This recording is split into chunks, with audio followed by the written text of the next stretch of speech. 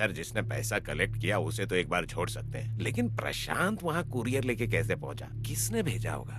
मुझे सिर्फ एक ही इंसान पर शक है। हम एक बार उस पर भी होकर गुजरेंगे।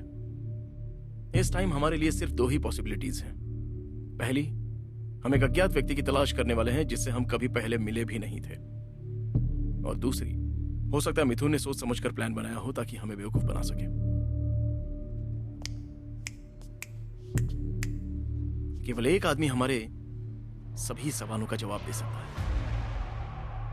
प्रशांत तो सिर्फ एक बलि का बकरा है। कोई है जिसने उसे इस केस में फंसाया है। एक बार वो होश में आ जाए और अपना स्टेटमेंट दे दे तो मुझे पूरा यकीन है हमें इस केस में कोई बड़ा सुराग जरूर मिल जाएगा।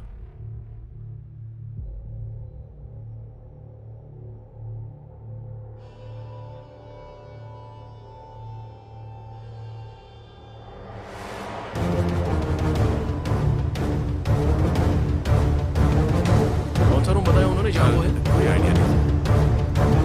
डॉक्टर, प्रशांत को किस रूम में एडमिट किया है?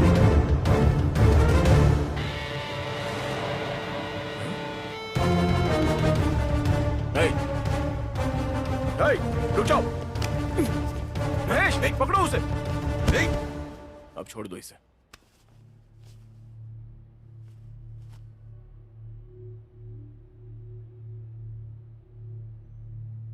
आरती मुझसे बहुत प्यार करती थी। उसके बदले मैंने शायद उसे बहुत चोटें पहुंचाई थी, लेकिन मैं भी उसे प्यार करता था, बहुत ज्यादा। उसे मैं अपने तरीके से प्यार करता था, लेकिन इस प्रशांत की वजह से मेरी आरती ने अपनी जान गंवा दी।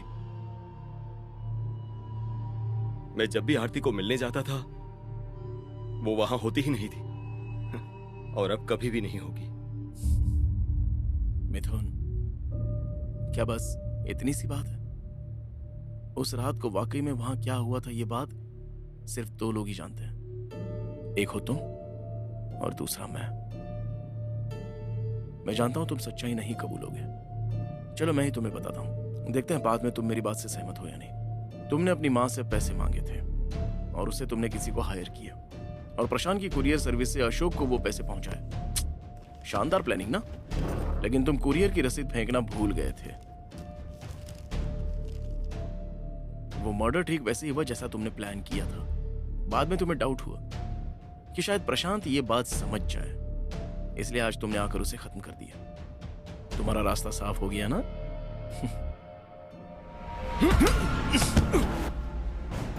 चल, लेके जा, चल, जीप में डाल ले।